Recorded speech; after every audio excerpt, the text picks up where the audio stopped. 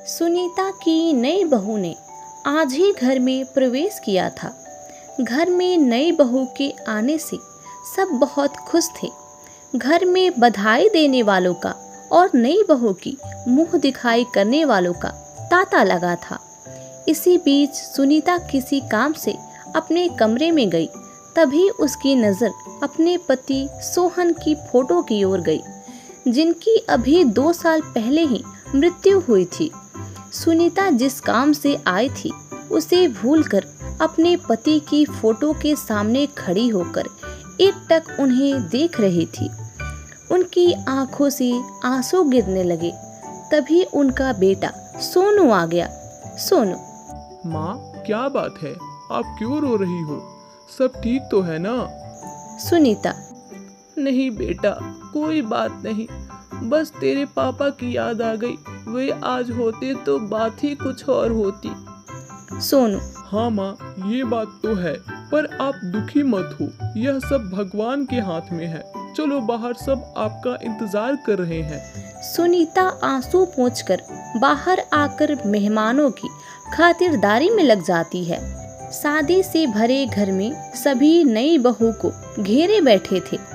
2 दिन बाद जब सब मेहमान चले गए तो सुनीता ने बहू बेटे को एक जगह बिठाया और कहा, सुनीता बेटी, अब यह घर तुम्हें संभालना है। यह लो घर की चाबी।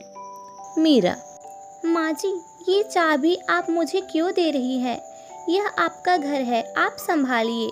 सोनू, तुमने माँ जी को बताया नहीं कि शादी के बाद हम अपने नए फ्लैट में रहेंगे?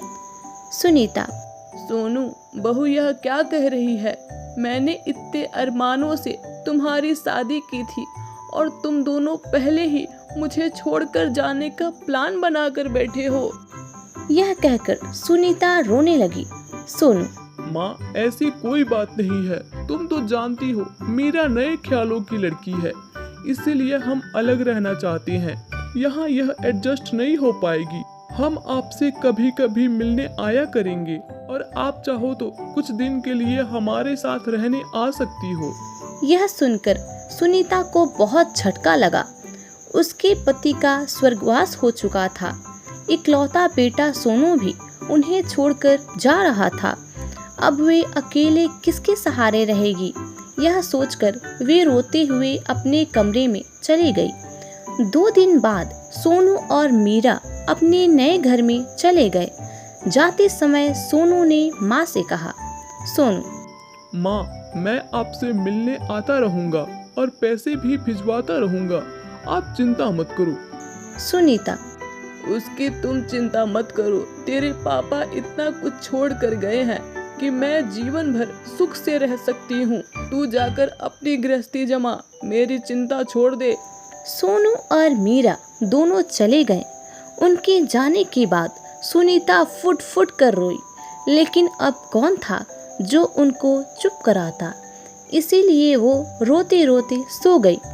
जब उठी तो छत पर जाकर बैठ गई। इसी तरह कुछ दिन बीत गए। सोनू ने अपने नए घर जाकर एक बार भी माँ से बात नहीं की।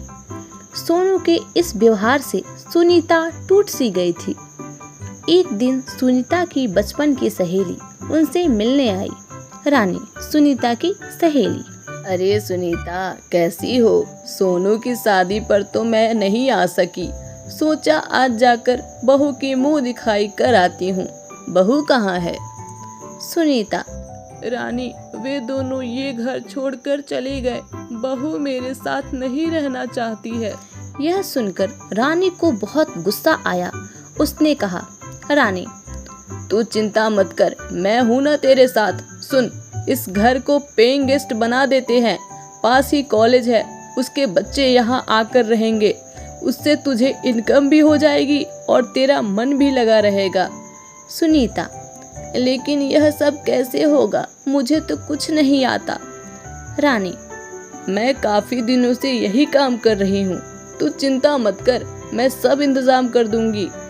कुछ ही दिन में रानी ने सारा इंतजाम कर दिया। कॉलेज के बच्चे पेइंग गेस्ट की तरह वहाँ रहने लगे। सुनीता उनसे बातें करती रहती थी। उनका अपने बच्चों की तरह ख्याल रखती। इन सब में समय कब निकल जाता पता ही नहीं चलता था। सुनीता इन सब से इतनी खुश रहने लगी कि उन्हें अब सोनू और मीरा की याद नहीं आती थी। बच्चे भी उन्हें बहुत मानते थे। इस तरह उनका अकेलापन दूर हो गया और उन्हें किसी पर बोझ भी नहीं बनना पड़ा। इधर सोनू और मीरा बहुत तंगी में चल रहे होते हैं। सोनू को जॉब से निकाल दिया जाता है, जिससे उन दोनों के पास पैसे खत्म होने लगते हैं। कहीं से उन्हें अपनी माँ के बारे में पता लगता है तो वो उनके साथ रहने आते हैं। सोनू और मीरा जैसे ही घर के अंदर जा रहे होते हैं तभी एक आवाज आता है। रुको। यह आवाज रानी की होती है। रानी, तुम्हारी हिम्मत कैसे हुई इस घर में कदम रखने की? जहाँ से आए हो निकल जाओ। पहले तो अपनी बेसहारा माँ को अकेले छोड़कर चले गए और जब खुद के पास पैसे नहीं रहे तो आ गए। वाह रे बच्चों वाह! लेकिन तुम लोग एक बार घर से बाहर कदम रख चुके हो, अब तुम लोग इस घर में कदम नहीं रख सकते हो, समझे? सोनू, आप होती कौन है हमें रोकने वाली? ये मेरा घर है और हम जब चाहे आ जा सकते हैं और निकलना हमें नहीं है, निकलना आपको है। चले जाइए यहाँ से। तभी वहाँ सुनीता आती है। सुनीता, तुम्हारी हिम्मत कैसे हुई रानी से इस तरह से बात करने की? और रानी बिल्कुल ठीक कह रही है, तुम लोग इस घर के अंदर नहीं आ सकते हो। जहाँ से आए हो लौट जाओ। सोनू, अरे माँ, ये क्या कह रही हो? हम लोग कहाँ जाएं? मेरी जॉब चली गई है और जिस फ्लैट में हम लोग रहते थे उस फ्लैट का मालिक भी हमें निकाल दिया क्योंकि हम लोग रेंट नहीं दे पाए। सुनीता, तुम लोग क्या कर पाए और क्या नहीं, ये सब जानने में मुझे कोई दिलचस्पी नहीं है। सोनू, अरे माँ, मैं आपका बेटा हूँ, आप ऐसा कैसे कर सकती हो मेरे साथ? अभी जब मुझे आपके सहारे की जरूरत है तो आप मुझे घर से बाहर निकाल रही हो। एक माँ होके आप ऐसा कैसे कर सकती हो? मीरा, हाँ माँ जी, आप ऐसा कैसे कर सकती हैं? हम आपके बेटे बहू हैं और आपका ये फर्ज बनता है कि आप हमारी मदद करें। मैं आपके साथ रहना चाहती हूँ, मैं आपकी सेवा करना चाहती हूँ। हम दोनों आपका बहुत सेवा करेंगे और आपके साथ खुशी से रहेंगे। सुनीता, वाह, आ गए फर्ज याद दिलाने। और तुम्हारा फर्ज कहाँ गया? जब तुम दोनों के फर्ज निभाने की बात आई तो पल्ला झाड़ के निकल गए और आज तुम मेरा फर्ज मुझे याद दिला रहे हो। और तुम क्या कह रही हो? तुम मेरी सेवा करोगी? जब देख लिया मेरे पास भी पैसे आ गए तो आ गई सेवा करने। लेकिन मैं तुम दोनों के ये चिकनी चुपड़ी बातों में नहीं फंसने वाली हूँ। तुम दोनों अभी के अभी यहाँ से निकल जाओ, वरना मैं अपने बच्चों को बुलाकर तुम दोनों को यहाँ से धक्के मार के निकलवाऊंगी।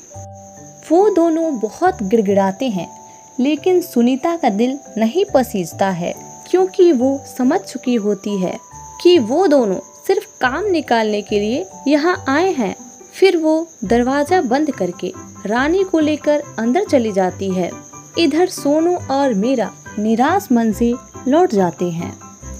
इस कहानी से हमें ये शिक्षा मिलती है कि अपने बुढ़ापे के लिए कुछ ना कुछ बचा के रखना चाहिए, क्योंकि अपने खुद के बच्चों का कोई भरोसा नहीं होता है और बुढ़ापे में अपने माँ बाप का साथ कभी नहीं छोड़ना चाहिए, क्योंकि वही माँ बाप हमें पाल पोस कर इतना बड़ा किए हैं। यहीं पे इस कहानी की समाप्ति हम कर देते हैं। अगर आप लोगों को ये वीडियो अच्छा लगा हो तो प्लीज़ इसे लाइक करें, हमारे चैनल को सब्सक्राइब करें और इस वीडियो को ज़्यादा से ज़्यादा शेयर करें। हम लोग फिर मिलेंगे एक नई कहानी के साथ। तब तक के लिए राम राम।